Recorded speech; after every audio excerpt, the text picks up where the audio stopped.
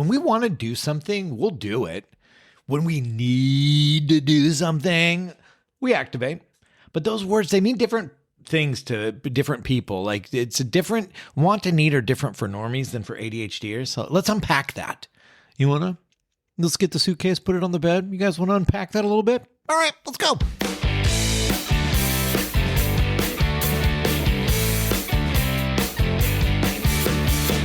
You are listening to ADHD Big Brother, the podcast for adults struggling with their ADHD, their comorbid depression, their anxiety. Oh, it's just a hoot. I'm your host and your ADHD Big Brother, Russ Jones. I've got ADHD too. I've got depression as well. It's crap-tastic. So let's learn some stuff. Let's laugh at some stuff. Let's make some commitments to do some stuff. Ladies and gentlemen, here's some stuff. Welcome to the podcast. Let's do this. I'm actually super motivated today. That's good. I'm going to kick this off with a mental health report, but I want to share that I was on Sarah Casaneda's podcast recently, Rebel Mama. Go check that out. We touched on depression. We talked about social media and how I destroyed it. Go check it out. Super fun chat. And she's got a great show over there. So it is, I'll put the links in the show notes. Go check it out, all right? All right, let's kick this off with the mental health report. Every week we talk about our skull spaghetti just to try to normalize the conversation. Like it's the good stuff, the bad stuff, the weird stuff. We're not always fine. I'm finding.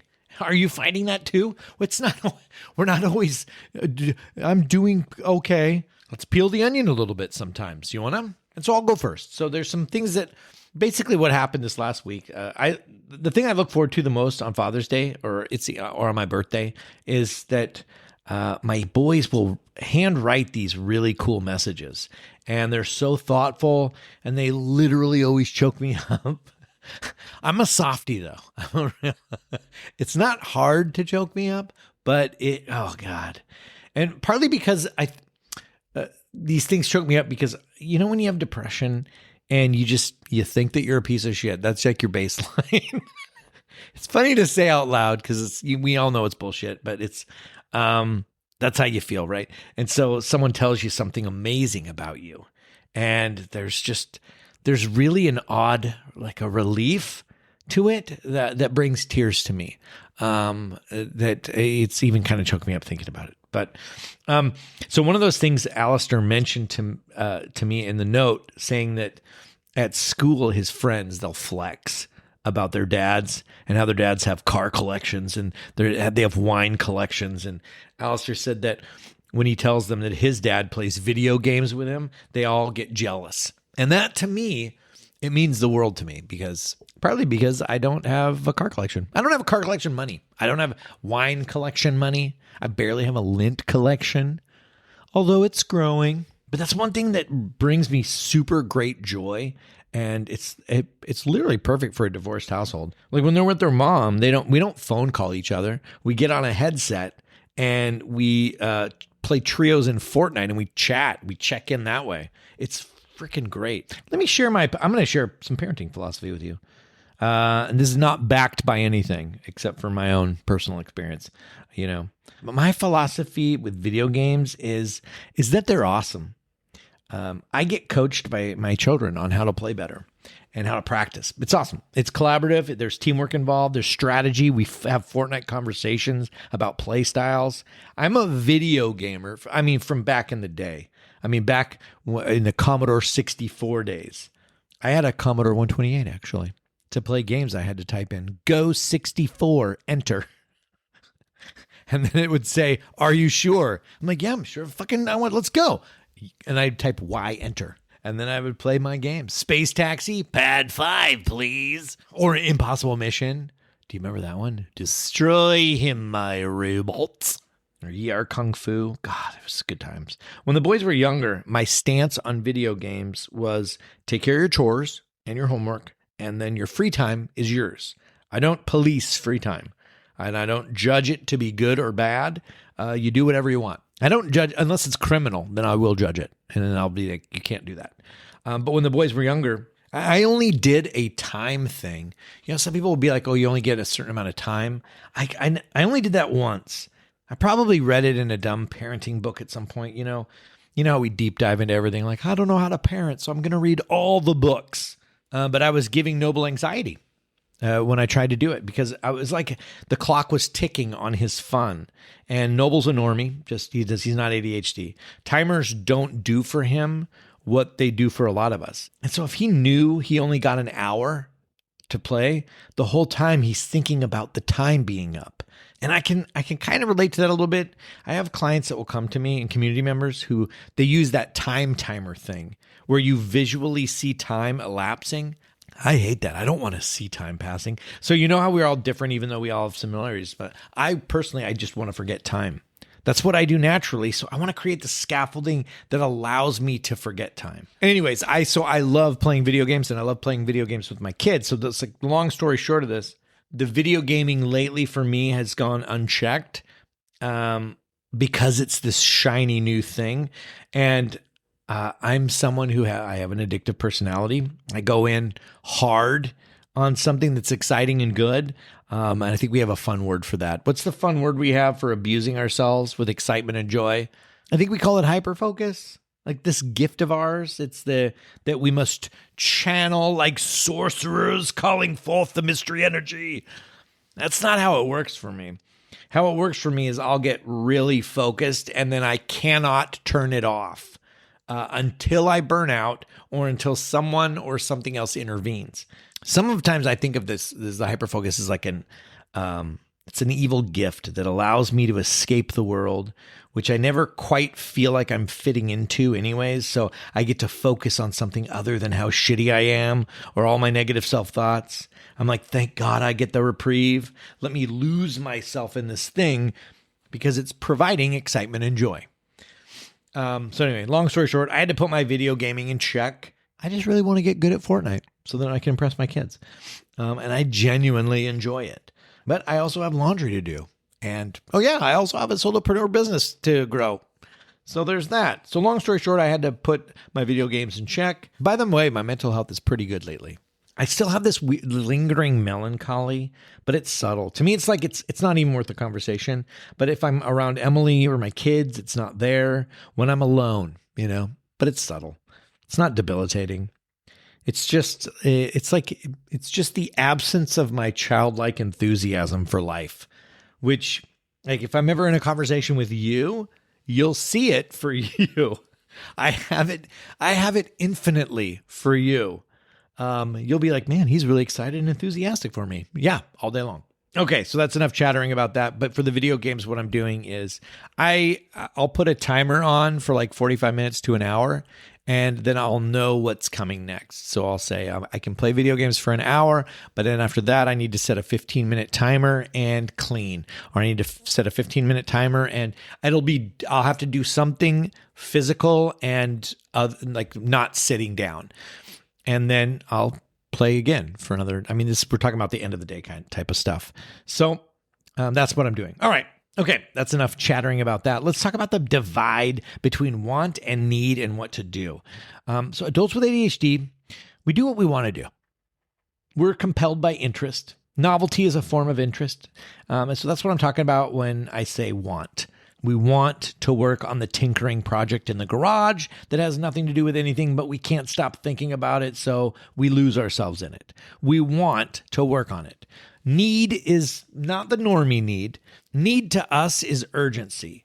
And urgency is also a form of interest. I'm interested in not getting fired. I'm interested in surviving this fire, and so I act. So when we talk about need, it's truly need. Immediate need. We say we need to file our taxes, but do we? What happens today if I didn't file my taxes? Nothing. What happens on April 16th if you don't file your taxes? Nothing. Not on April 16th. Maybe some things are in motion to give you late fees and things like that, but you won't experience that. Not until, I don't know what, months later, and then you get a late fee or whatever it would be, but you don't get the ramifications of it until later. So it's not now. We'll say things like, I need to get in shape. But like I said, we're very much now and not now people. So today, right now, we don't need to get in shape. We want to get in shape, but we don't actually want to do the getting of the in shaping today. So we don't want that and we don't need that. There's this massive gap between our version of want and our version of need. Want is something that we have motivation and activation energy for, and need is something that if we don't do it right now, there is an immediate awful consequence. So what about literally everything else in life? Things that have no impact on today, things that are for future us, things that require ongoing effort and the results will compound over time. All those things in the important but not urgent quadrant of the Eisenhower matrix. Literally everything can be pushed forward until it can't. So many of us have things that we have determined are important to us, and we would like to activate on them. Health, fitness, career, family, leisure, spirituality, finances. These are all like wedges in the Wheel of Life exercise. So if you're a member of ADHD Big Brother, you can just search for Wheel of Life. It's in the community. It's in the resources section. You can Google it. You can find out where you are most out of balance. And I'm not just an ADHD coach. I'm very much in the holistic sort of like whole picture deal. We can visualize ourselves in this ideal state. Who are we ideally to ourselves? And then where are we literally? And then what needs to happen to move us towards the ideal? Normies can take it from there. Okay, so then just do that thing. Just work on that thing. ADHD adults need to address the skills training required to do that thing. These ideal visions, they're not just like, I run $1 million business. That's my ideal vision. It can be things like one of my ideal visions of myself is someone who's always a little bit early to meetings, because right now I'm always late. Causes me great anxiety every time, and I think people are getting frustrated by me. My ideal self is someone who's reliably on time. Cool. Not really common for adults with ADHD. So we don't actually want to leave with enough time because we've got a bunch of shit we need to do real quick. I just real quick got to do a thing. Or we get distracted with thoughts that we want to follow. And we don't need to be on time because if we're late, nobody dies. Can always just apologize. So to bridge this giant abyss of things that are impossible to do as an ADHDer, we must practice skills. And I will continuously speak to this exact same thing, but work on one thing at a time, whatever that thing is. Even though everything is fucked up and all of it needs fixing immediately, work on one thing and work on the skill for that one thing on multiple things, even stuff you don't need to work on it with. And I'll explain that in a minute. The only way to get better at a skill is to practice that skill, and practice often sucks. So don't go practicing 20 skills at once. Practice one, but practice it. Example for you. Here you go. You want to be on time for appointments. Practice the skill of keeping time. It's literally a math problem. So do the math problem for multiple things. So here you go. So you have a lunch at noon with your friend. All right. So you scrutinize the shit out of this process. And again, I'm going to repeat that there is a component to this work, and that is the team part. This work is done more effectively, efficiently, and with less tension when it's done with another. Your coach, your peer, somebody else. It's homework, and it sucks. Behavior change sucks, and it takes ongoing effort. Do it with support. All right, so you scrutinize with your partner every single step leading up to leaving for that lunch. Getting ready, what does that look like? Hair, how long does it take? Getting dressed, how long does that take? Real quick, quote unquote, is not a thing. I just have to get dressed real quick, then I have to do this other thing real quick. Every real quick adds time, and this could very well be why you're late. You also have to walk to the car, you have to drive, you have to find parking, you have to exit your car, you have to pay for parking, you have to walk from the parking area to the lunch area. All those steps individually take time. And we think, oh, lunch is at noon, and it's a 15-minute drive to get there, so I'll leave the house at 11:45. So you will begin walking toward the keys from your living room maybe at 11:45. That's interesting. And that is the recipe for tardiness. Okay, so when you do the math, and then I will usually have people double every estimate because we suck at time. No biggie. Time blindness is a thing. And then this will give you an idea of when you have to leave. or it'll give you an idea of when you have to start getting ready. And that is the skill you practice. And you don't just practice it on the one lunch and say that you're good. This is a skill. It's a skill to practice on multiple things, even things that you don't have to be on time for. How about that? Going to the hardware store. Okay, when do you want to get to the hardware store? Practice this stuff and see if you can hit it. Do this for a few weeks and then watch how you'll start to get to know yourself and what it takes for you to be on time. You'll start to be able to iterate the process. You'll come up with unique ideas in ways that are unique to you to manage this process.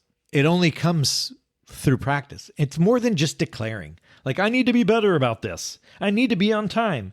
You don't need to be on time. You don't need to be better about this. Truly, this lives in the great abyss between the want and the need. But wouldn't it be cool if you were on time? Give it a try. And I'll echo it again. I'll beat this over everybody's head. And I will echo this again. ADHD, it's a team sport. This is not a solo effort. I do not manage my ADHD alone. So perhaps this is why I speak to this from the mountaintops. I have an entire community built on skills training through accountability. I get my own accountability in my own community. I have masterminds that I'm a member of. I have a walking buddy. I use my children for accountability. We all have people. Whether your people are family and friends or whether you're hiring your support, this work gets done when a support system is involved. Otherwise, it's just it's just a neat idea that gets forgotten. Or it's just a neat idea that we tried once and then we say it doesn't work. You know what I mean? Requires a team. Alrighty, hope that helps. Okay, so join ADHD Big Brother. This is going to come out at the start of July. So at the beginning of July, you can try out ADHD Big Brother for $10 for 10 days. That's going to be active until the 3rd of July. I like to kick it off for the first few days of the month. Join our body doubling room, join our daily accountability club, soak up all the resources, but do something with them. Use us as accountability to do your thing. It works. It's inspiring. It's motivating. I mean, Stephanie is 900 days in a row of doing the thing she said, even on the days when her thing was to not do anything, just rest, just show up. It's super inspiring. It's so motivating. And I love it there. I know I'm biased, whatever. Alrighty, that'll do it. Okay. So I'm a one-man show. So if you like this podcast, you get value out of it, it would mean the world to me if you'd share it with someone that you think it would help. And as always, reach out if you have questions about anything that I ramble about, hit me up. If I can help, I will. And with that, I hope you have a great week. I shall talk to you later.